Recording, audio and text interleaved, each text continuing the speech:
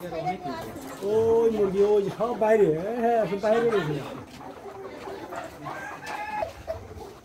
ওই এই যে এটা ডিমের মেশিন, এই যে এখানে বুডিং করি আমি জিরো বাচ্চা এখান থেকে বের করে এখানে দেই। এখানে 7 দিন বুডিং করি, 7 দিন পরে আবার বিক্রি করে দিই। এটার বুডিং এ 4 দিনের দিন আমি ভ্যাকসিন করি BCR দিবি। আচ্ছা বলতে থাকেন। আর বুডিং এ লাইসোবেট খাওয়াই আর থায়াবেট খাওয়াই আর বঙ্গবেট পাশে দিয়ে দিই আর বেশি কিছু ওষুধ খাওয়াই। ইনকিউবেটরে 200 ডিম দেই, এখান থেকে আমি বাচ্চা পাই 180, 85 এবং 175 পর্যন্ত এরকম বাচ্চা পাই। ডিম পাইছি। এর পারফরম্যান্স কেমন? মোটামুটি ভালো। এটা এখন আপনি কিনা কতদিন হয়েছে কিনেছেন এটা? কিনেছি 9 মাস হয়। এই 9 মাসে কি কোনো সমস্যা হয়েছে? না, এখানে কোনো সমস্যা হয়নি। কত বাচ্চা নষ্ট হয়? নষ্ট হয় না, বাচ্চা ঠিকই থাকে, কিন্তু ওই ভিতরের ডিম কিসের জন্য মারা যায় এটা খেলে আমি বুঝতে পারি। 1000 টাকা। এই ইনকিউবেটরের দাম 13,000 টাকা। এটা আমি আউশকের আনছিলাম কালার জন্য, আর ওইটি সব দেশি। ডাক দিলাই না।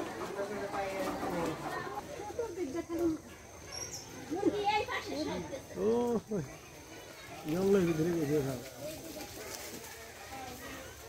কি হাল আছে জানেন না রে? আও নেট দিছে, নেট দিছে। না অনেক ওই যে মুরগি এই পাশে সারি এই পাশে মারেনি তোর পাশে জায়গা পাইছে, কত জায়গা পাইছে। হ্যাঁ ভালো ভালো জায়গা পাইছে তো।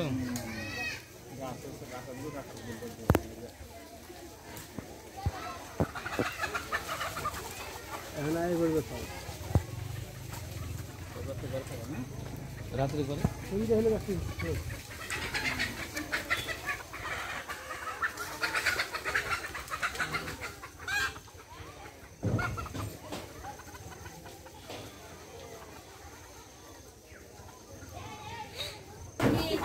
বৈশা থাকি আমি, ফুলরে থাকি না এই বাসার মধ্যে। এটা আমি পরিকল্পনা করে আমি নিজে বানাইয়া এটা দিছি। বসার জন্য দিচ্ছেন এটা? হ্যাঁ হ্যাঁ, এটা বসার জন্য। এটা সবটার মধ্যে ফ্ল্যাট করে বসে থাকি।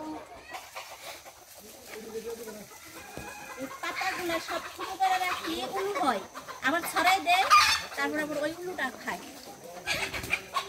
এখানে প্রচুর কমলি শাক হয়েছিল, শাক এগুলো সব খেয়ে ফেলাইছি। আসসালামু আলাইকুম, আমি জোসনা আক্তার। আমি ভাঙার মাটি মহিলা সমবায় সমিতির সভাপতি। আসলে সভাপতিটা হয়েছি আমি কোথা থেকে, আমি আগে প্রজেক্টে একটা ছিল, আমি বাড়িতে কোনো কিছু করতাম না, আমার স্বামী প্রবাসে থাকতো, আমার একটা ছেলে নিয়ে আমি একা বাড়িতে থাকতাম। তখন এই প্রকল্পে স্যারেরা আইসা বিভিন্ন ধরনের ট্রেডিং দিল, তখন আমি ট্রেডিংয়ে যাইতাম, দেখলাম যে হাঁস মুরগির ট্রেডিং ওখানে ভালোই। তাদের হাঁস মুরগির ট্রেডিং করে আমি 5টা মুরগি নেই। 5টা মুরগি নেওয়ার পরে মুরগি ডিম দিল। 5টা মুরগি এত ডিম দেখে আমার মনে অনেক আগ্রহ জাগে। পরে 5টা মুরগির ডিম আমি বসিয়ে দেই। 5টা মুরগির থেকে আমার 50টা বাচ্চা হয়। 50টায় থেকে আস্তে আস্তে আমি ধাপে ধাপে 60টার মতন পরবর্তীতে হয়। ওখানে আমি ডিম নিয়ে 71 ডিম করে 200 ডিম আমি মেশিনে নিয়ে ফুটিয়ে আনি। 200 ডিম ওই ফুটানোর পর ওখানে আমার 180টা বাচ্চা ফুটে। ওই বাচ্চা ফুটাইয়া তারপর আমি ওটা আস্তে আস্তে মুরগি আর কি বাড়াই। এখন আমার বর্তমানে 400 মুরগি আছে।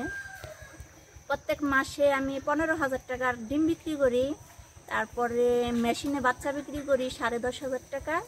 তারপরে মাংসের মুরগি বিক্রি করি 7-8 হাজার টাকা। আমি প্রত্যেক মাসে প্রাণী সম্পদ থেকে ভ্যাকসিনগুলো নিয়ে আসি।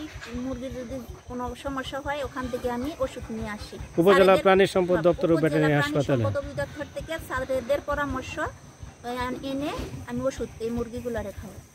প্রাণী সম্পদ অধিদপ্তর ওখান থেকে আমি স্যারদের কাছে পরামর্শ নিয়ে ওষুধের এনে ব্যবস্থা নেই। তারপরে কৃমিনাশক 3 মাস অন্তর খাওয়াই। এটাই আমি আর কি করি। এবং নিয়মিত ভ্যাকসিন দেন? নিয়মিত ভ্যাকসিন করি। ভ্যাকসিনটা বলে দেন কতদিন বয়সে? 4 দিন বয়সে এবং 21 দিন বয়সে পরে করি, 12 দিনে করি এবং 21 দিনে করি, আবার 28 থেকে 35 দিনে করি, আবার 3 মাস হইলে ওই সময় করি। Foul pox, গাম্বুরু, RDB.